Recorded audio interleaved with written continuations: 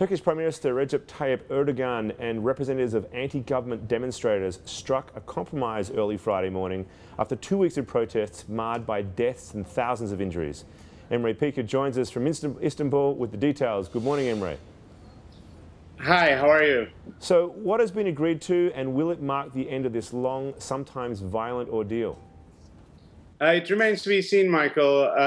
The representatives for the demonstrators met at about midnight with the Prime Minister in a meeting that went for more than 3 hours.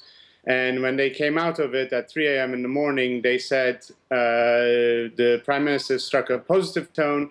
He would respect legal proceedings regarding the area, and he would consider he offered them to put the park in debate into a public vote, the development project there. But the representatives are now going to take the offer to the demonstrators in the park and see if they will abide by it. Now, this is Getty Park that was being earmarked for development, and that's what triggered the protest. But the actual claims of the protesters have morphed into something much larger than just this issue, correct?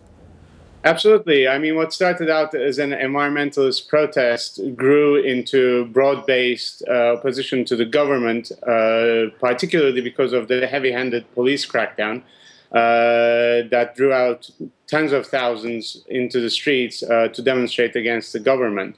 And now people are registering complaints in a wide range of issues, including a recent ban on alcohol sales and advertisement, the Prime Minister's insistence and encouragement of all households to have at least 3 kids, curbs on abortion, and changes to the education system, all of which a growing portion of the society view as encroaching on their personal space and civil liberties and basic freedoms.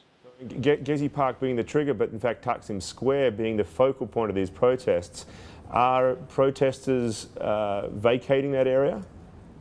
Yeah, you're right. Taksim absolutely turned into the epicenter of the whole countrywide protest. The police intervened quite brutally on Tuesday night to clear the area, and the governor of Istanbul warned demonstrators not to return and said the area had been closed off to the public. But for the past 2 nights, tens of thousands of people have still been flocking there in very peaceful demonstrations with piano concertos in the square and having sing-alongs as well as chants. And the police have been mingling with the public too, and it has been very peaceful. In fact, some officers we talked with last night told us that they were very surprised at how calm things were and how nice it was that they could enjoy some piano music. As night falls in Istanbul, I suppose we'll see what happens in Taksim Square to see whether or not this deal has made any progress.